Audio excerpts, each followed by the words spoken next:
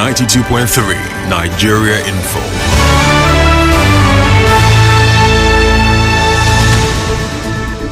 Good afternoon. It's Wednesday, 14th June 2023. On the news this afternoon, official report on oil spill in Aleto, Eleme River State expected today. Bounty redeemed as police kill wanted gang in River State. Former lawmaker Leyi Kwane calls for proper funding for National Assembly. Today is World Blood Donor Day. NAPTIP says thousands of trafficked Nigerian women, girls trapped in Mali. E-hailing cab drivers issue 7-day strike ultimatum. And on the foreign scene, at least 32 dead as migrant boat capsizes off Greece. I am Constance Mega.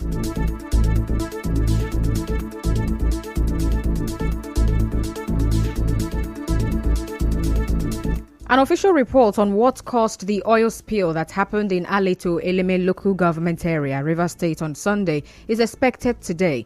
The zonal director of the National Oil Spill Detection and Response Agency, NOSDRA, Ime Ekanem, told energy correspondent Soibio Ruwari that the report of the Joint Investigation Visit JIV team that visited the scene yesterday will be made available today. Our correspondent, who was at the scene of the oil spill yesterday, reports that the JIV team consists of officials of NOSDRA, the Shell Petroleum Development Company, SPDC, the Nigerian Midstream and Downstream Petroleum Regulatory Authority, and the River State Ministry of Energy and Natural Resources. Now, on arrival, the team contained the spill, but could not complete the work of ascertaining the cause of the spill. There was also a disagreement on the possible cause of the oil spill. The CDC chairman of Aleto, Alali Amechi, exonerated the people of Aleto from allegations of destroying the oil pipelines.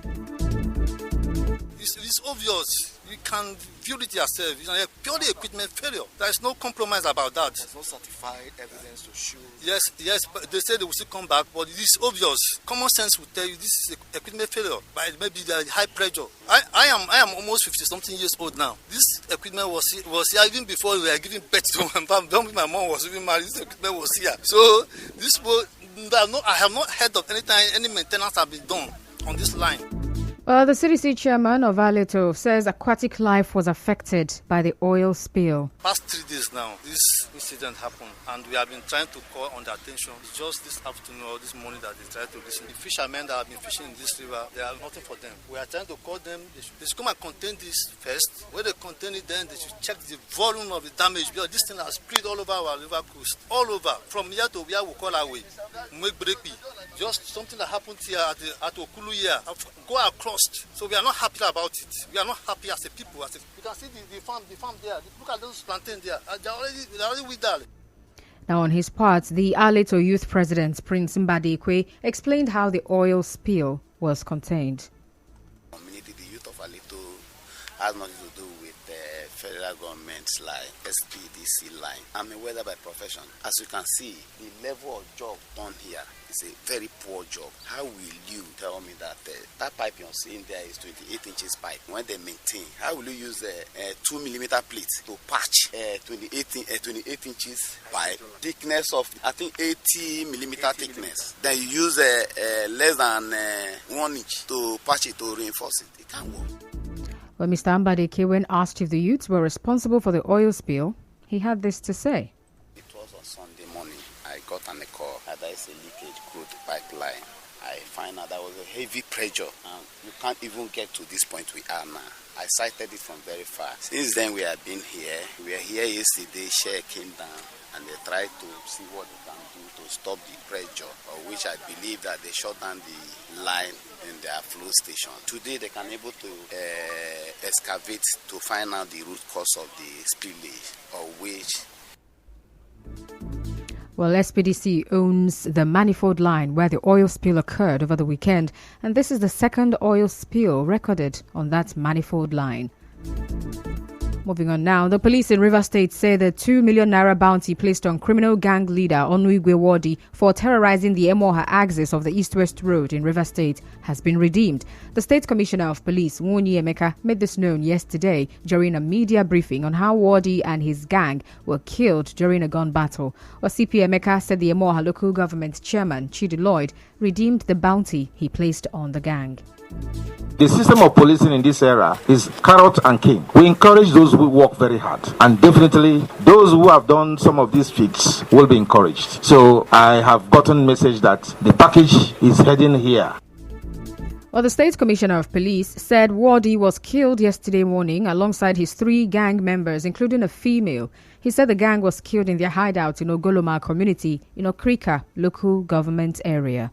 Operatives of my command, based on intelligence gathering, spotted out a notorious kidnapping gangs headed by one Wodi Amadi male from Eli Brada community in Emoha local government area of Rivers State.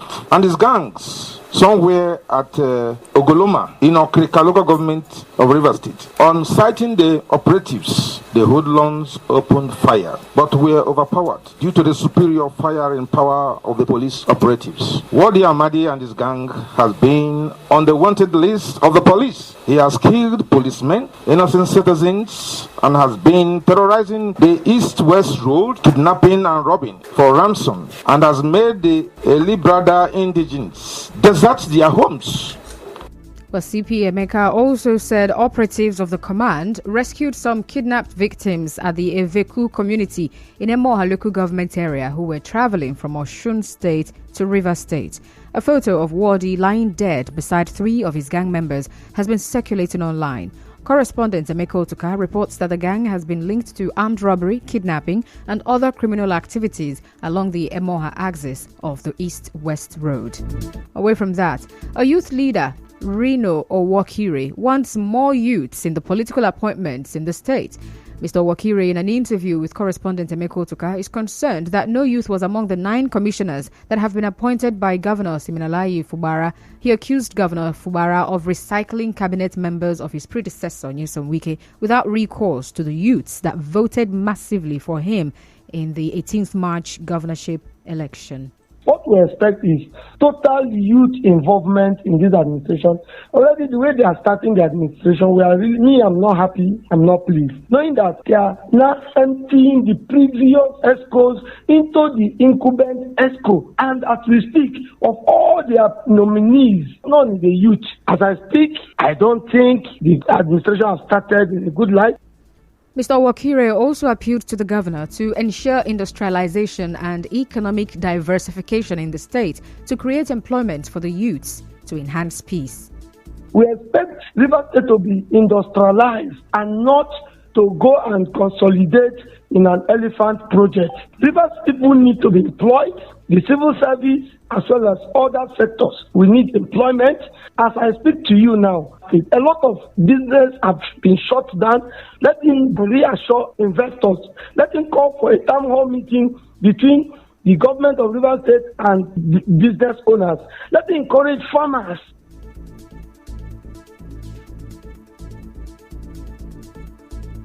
President Bola Tinubu says his administration will commit more resources to the education sector to ensure that every Nigerian child, regardless of their background, has access to quality education.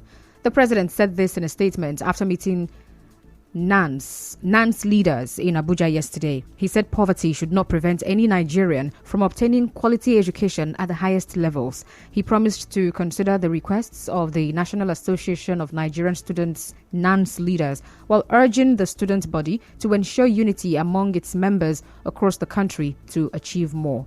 Moving on, former Deputy Speaker of Rivers State House of Assembly, Leyi Kwane, is calling for proper funding of the National Assembly to enable them function independently. Mr. Kwane made the call on Nigeria Info FM's Morning Crossfire today. The National Assembly, they are underfunded. I am looking at a situation where the committees are well funded, that they don't have any business to do with the various ministry to fund their activities, so that when they are up there for their oversight function, they can ask the right question. A scenario played out recently. You recall when the heat was so much on the former aviation minister, and they had to start talking that, hey, the House member asked for 5%. I am looking at a 10th assembly that is strengthened at the level of committee. But Mr. Kwane also called on members of the 10th Senate to keep aside personal interest and work with the new Senate President for the good of the nation.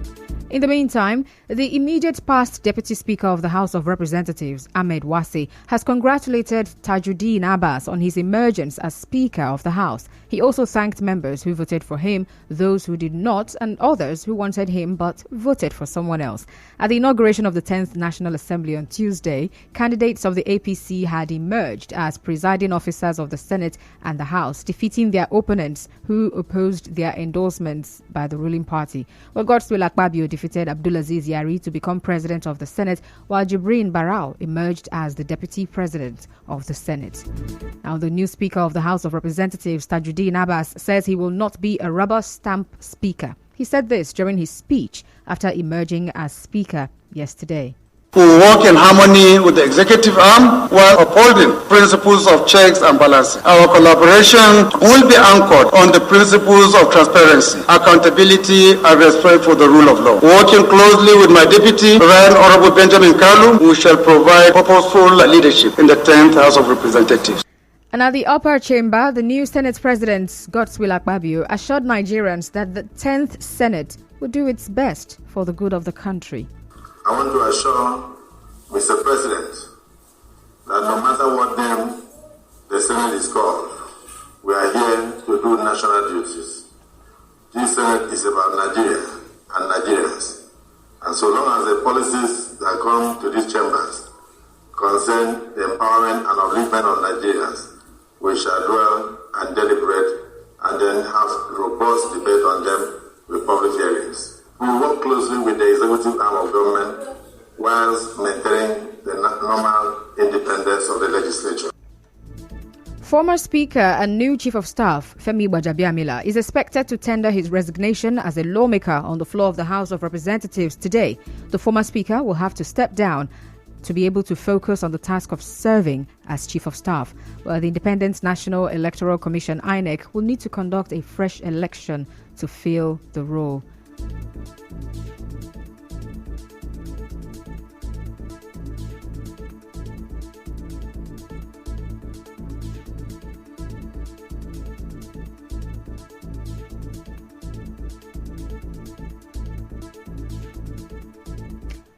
Well, reports just reaching us says that he has just resigned. Still ahead, today is World Blood Donor Day. Stay tuned. You know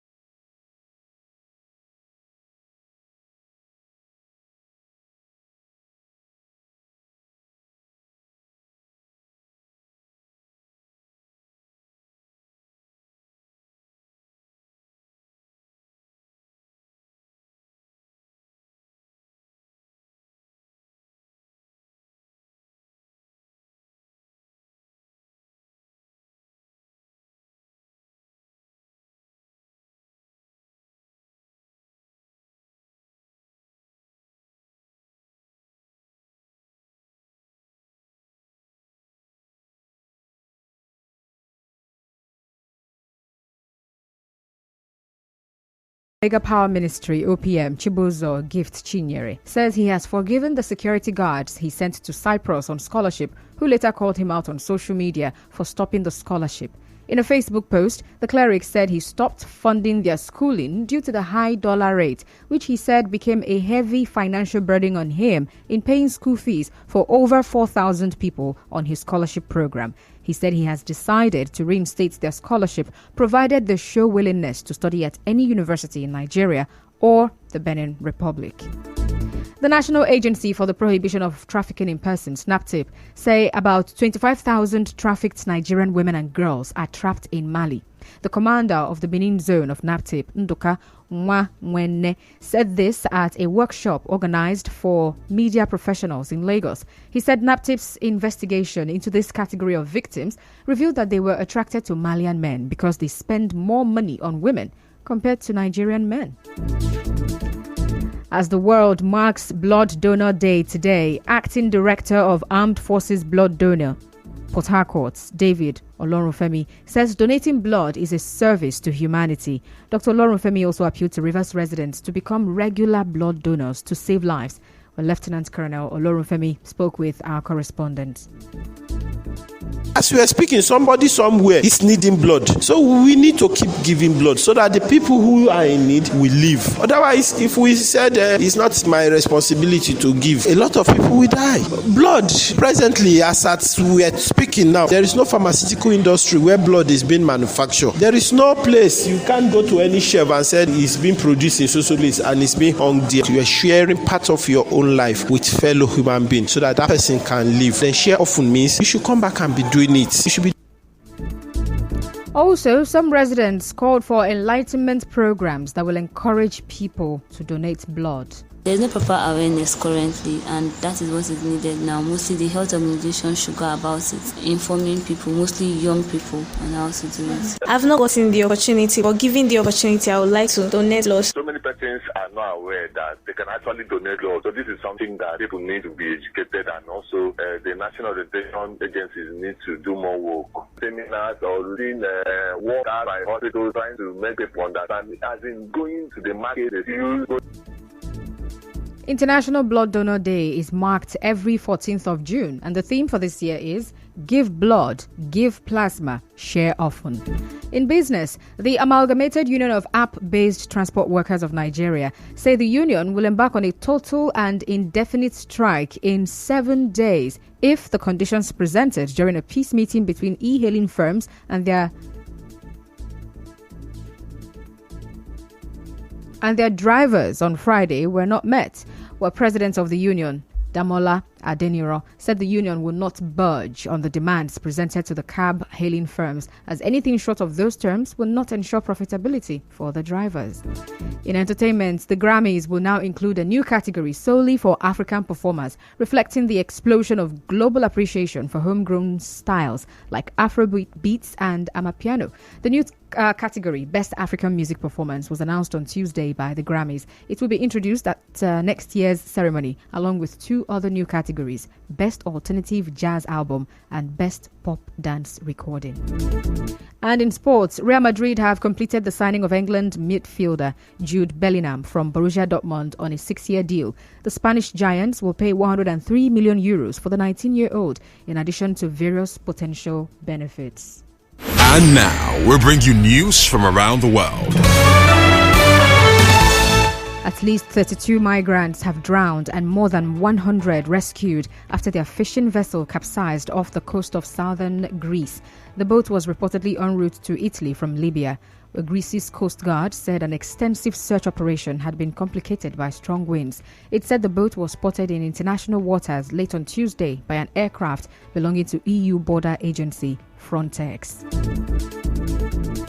On the news this afternoon, you heard that the official report on Sunday's oil spill in Aleto, Eleme, River State is expected today. The 2 million naira bounty placed on criminal gang leader Onuigwe Wadi has been redeemed after the police killed the wanted gang in River State yesterday. A former lawmaker, Leyi Kwane, has called for proper funding for the 10th National Assembly. Today is World Blood Donor Day. NAPTIP says thousands of trafficked Nigerian women and girls are trapped in Mali. E-hailing cab drivers have issued a 7-day strike ultimatum. And on the foreign scene, at least 32 migrants have drowned and more than 100 of them rescued after their fishing vessel capsized off the coast of southern Greece. The news was edited by Martha Okere Nkem. Cloudy weather in Port Harcourt this afternoon. Peace is the path to the prosperity of a nation. Let peace reign. I'm Constance Mega. Thank you for listening.